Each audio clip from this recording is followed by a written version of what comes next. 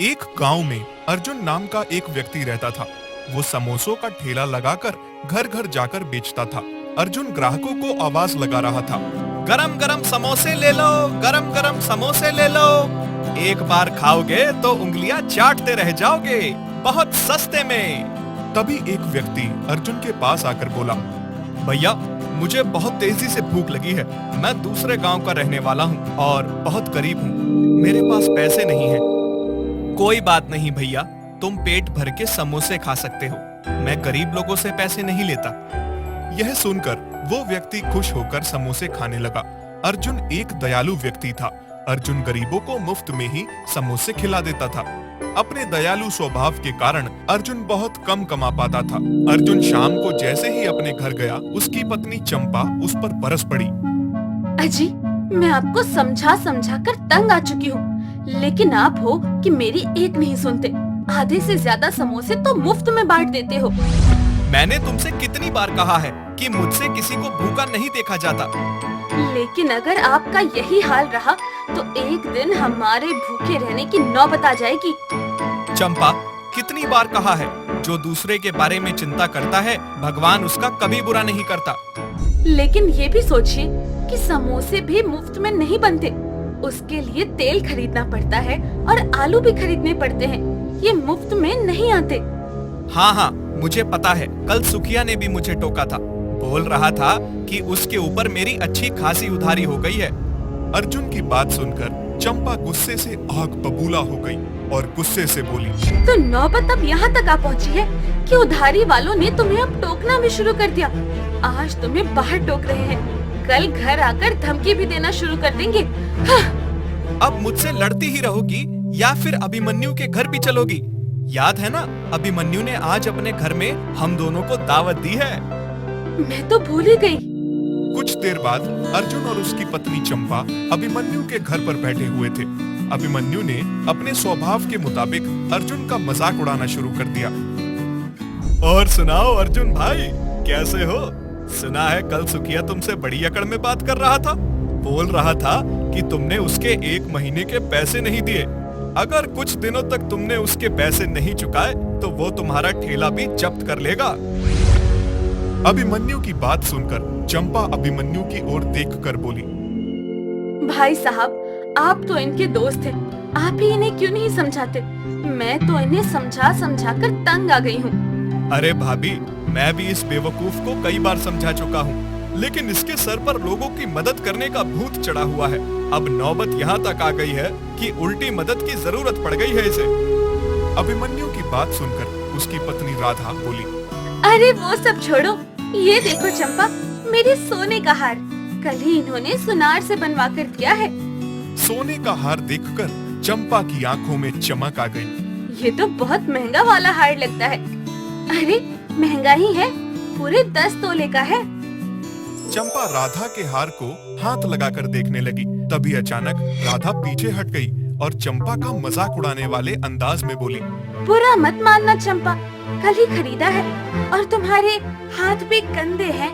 तुम्हारे हाथ लगने से ये काला हो जाएगा। कुछ देर बाद अर्जुन और चंपा अपने घर पर आ गए। चंपा गुस्से से अर्जुन की ओर देखकर बोली, तुमने सुना था राधा ने क्या कहा? वो बोल रही थी कि मेरे हाथ लगने से उसका हार गंदा हो जाएगा। लगता है तुम्हारे दोस्त अभिमन्यु और उसकी पत्नी ने तुम्हें और मुझे अपमानित करने के लिए अपने घर पर बुलाया था। लेकिन मैं कर भी कह सकती हूँ, मेरा पति अपनी पूरी रकम तो गरीबों में उड़ा देता है। इतना कहकर चंपा कमरे में चली गई। अगले दिन अर्जुन अपना ठेला लेकर बाजार में समोसे बेचने चला गया कि तभी वहाँ सुखिया और जमुना दास आ गए। क्या बात है अर्जुन, पिछले 1 महीने से तूने मेरे पैसे वापस नहीं किए। मुझे मेरे पैसे चाहिए। अर्जुन हाथ जोड़कर बोला, सुखिया जी, मैं आपके पैसे बहुत जल्द चुका दूंगा। अर्जुन की बात सुनकर जमुना दास हंसते हुए बोला, मेरी दुकान से तुझे सरसों का तेल लाए हुए भी काफी दिन हो चुके हैं। उसके पैसे भी अभी तक नहीं पहुँचे। मेरे पैसे कब लौटाएगा? मैं आप दोनों के पैसे बहुत जल्द लौटा दूंगा। ठीक है, हम तुझे सिर्फ 3 दिन की मोहलत देते हैं। अगर 3 दिन के अंदर हमें हमारे पैसे नहीं मिले तो हम तेरा ठेला तुझसे छीन लेंगे और इस ठेले को बेचकर अपनी उधारी वसूल लेंगे। इतना कहकर वो दोनों चले गए। अर्जुन घर चला गया।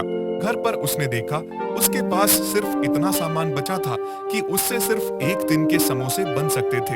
अर्जुन उदासी से अपने आप से बोला, हे भगवान, सुखिया और जमुना दास ने मुझे केवल 3 दिन का समय दिया है और मेरे पास सिर्फ एक दिन के समोसे बनाने का ही सामान बचा है। अब मैं उनके पैसे कहां से चुकाऊंगा? अगर मैं उन दोनों के पैसे नहीं चुका पाया तो मेरा ठेला भी मेरे हाथ से चला जाएगा। उसके बाद मैं क्या करूंगा? तभी उसके दरवाजे पर दस्तक हुई। अब इतनी रात में कौन आ गया? अर्जुन ने दरवाजा खोल कर देखा तो उसके दरवाजे पर ही बूढ़ा व्यक्ति और एक बूढ़ी औरत खड़े हुए थे। बूढ़े ने अर्जुन की ओर देखकर कहा, हम दोनों पति पत्नी 2 दिन से भूखे हैं। हमें पता चला है कि तुम भूखों को समोसे खिलाते हो। अर्जुन ने देखा उनके चेहरे में भूख साफ झलक रही थी। अर्जुन सोच में पड़ गया।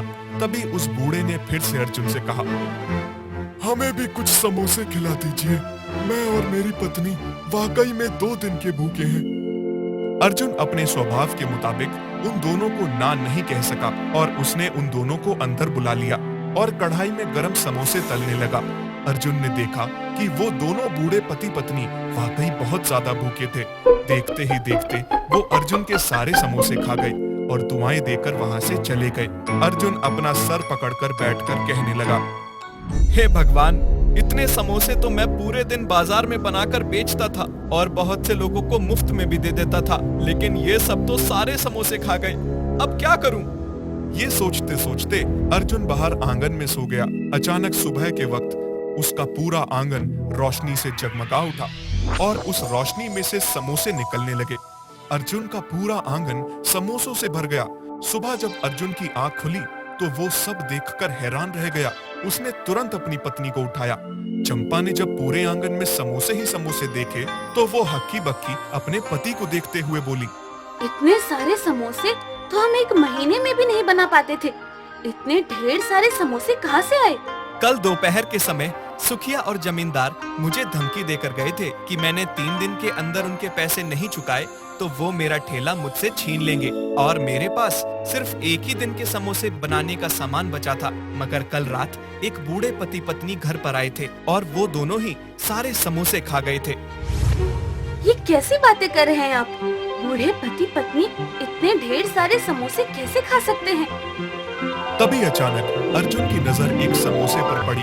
वो समोसा पूरी तरह से रोशनी में चमक रहा था। अर्जुन ने उस समोसे को उठा लिया और वो समोसा अंदर से ठोस था। अर्जुन ने जैसे ही उस समोसे को तोड़ा तो समोसे के अंदर से हीरे गिरने लगे। यह देखकर दोनों की खुशी का कोई ठिकाना नहीं था। आप सही कहते थे जी। आपके दयालु स्वभाव से खुश होकर भगवान ने आपकी मदद की है। तभी वहां पर रंग बिरंगी तेज रोशनी मंडराने लगी। उस रोशनी में वही बूढ़े पति पत्नी बाहर निकल कर आ गए।